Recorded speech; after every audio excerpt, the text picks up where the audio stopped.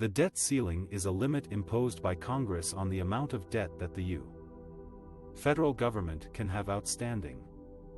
This limit has been set at $31.381 trillion since January 19, 2023. The debt ceiling does not authorize any new spending, but it allows the government to borrow money to pay for its existing obligations, such as interest on the national debt, Social Security benefits, military salaries, and other programs that Congress has already approved. The debt ceiling is important for the government to pay its bills on time because failing to do so would have severe consequences for the economy and the global financial system. If the government cannot borrow more money to meet its obligations, it would have to default on some of its payments, which could trigger a financial crisis and a loss of confidence in the dollar and treasury bonds. A default would also increase the borrowing costs for the government and other borrowers, reduce economic growth and job creation, and harm the credit rating of the United States. The U.S. has never defaulted on its debt before, and most economists agree that it should never do so. However, raising or suspending the debt ceiling often becomes a political issue, as some lawmakers use it as leverage to demand spending cuts or other policy changes from the president or the opposing party. This creates uncertainty and brinkmanship that can undermine market confidence and investor sentiment. The current deadline to raise or suspend the debt ceiling could come as soon as June 1, 2023, when Treasury Secretary Janet Yellen estimates that the government will run out of cash and extraordinary measures to avoid a default. President Biden and congressional leaders are expected to meet on Tuesday to discuss a possible solution, but it is unclear how quickly they will reach an agreement. The potential consequences of a U.S. default on the global economy are severe and far-reaching. A U.S. default would mean that the federal government would not be able to pay all its bills on time, including interest and principal on its debt.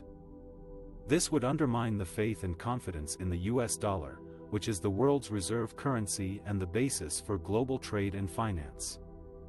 Some of the possible impacts of a U.S. default are a loss of confidence in the U.S. government's creditworthiness, leading to a downgrade of its credit rating by major agencies. This would increase the borrowing costs for the U.S. and other countries that rely on U.S. debt as a benchmark, such as Canada, Mexico, and Japan.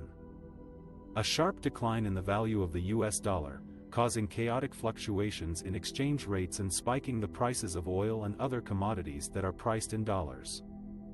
This would hurt the purchasing power of consumers and businesses around the world, especially in emerging markets that depend on imports.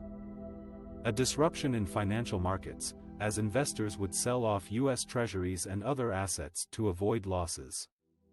This would create a liquidity crunch and a spike in volatility, making it harder for businesses and governments to raise funds and manage their risks.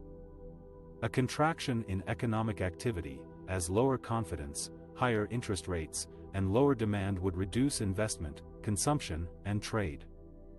This would tip the U.S. and the rest of the world into a deep recession, with negative spillovers for employment, income, and social welfare. A loss of U.S. global leadership and influence, as a default would raise questions about the U.S.'s ability to provide global public goods such as security, stability, and cooperation. This would weaken the U.S.'s alliances and partnerships, and create opportunities for rival powers to challenge its interests and values.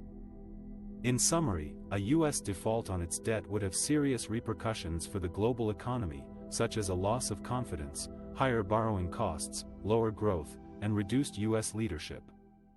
It is therefore imperative that Congress reaches a consensus to raise the debt ceiling and avoid this scenario. The debt ceiling is a legal limit on how much the federal government can borrow to pay its bills. If Congress does not raise or suspend the debt ceiling by June 1, the Treasury Department will run out of cash and the U.S.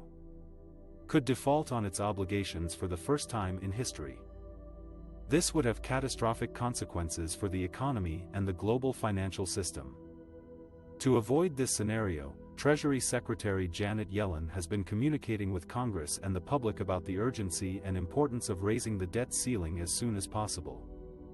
She has warned that waiting until the last minute could cause serious harm to business and consumer confidence, raise short-term borrowing costs for taxpayers, and negatively impact the credit rating of the United States.